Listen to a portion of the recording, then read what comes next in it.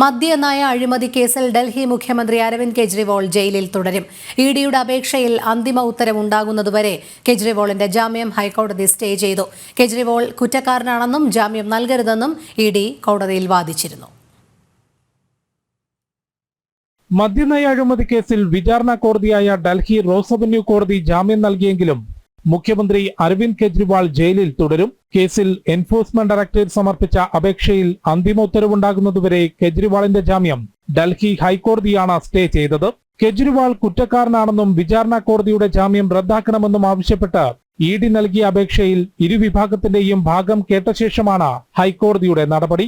Aam Aadmi party convener എന്ന രീതിയിലും വ്യക്തിപരമായും മദ്യനയ അഴിമതിയിൽ കെജ്രിവാൾ കുറ്റക്കാരനാണെന്നും ഭരണഘടനാ പദവി വഹിക്കുന്നു എന്ന കാരണത്താൽ ജാമ്യം നൽകാനാകില്ലെന്നും ഇഡി കോടതിയിൽ വാദിച്ചിരുന്നു. അതേസമയം അന്വേഷണ ഏജൻസി പക്ഷപാതപരമായി ഇടപെടുന്നു എന്നായിരുന്നു കെജ്രിവാളിന്റെ അഭിഭാഷകന്റെ വാദം. ഇഡിയുടെ അപേക്ഷ ഹൈക്കോടതി തള്ളിയാൽ മാത്രമായിരിക്കും വിചാരണ കോടതി ഉത്തരവ് പ്രകാരം കെജ്രിവാളിന് പുറത്തിറങ്ങാനാകുക. ജനം, ഡൽഹി.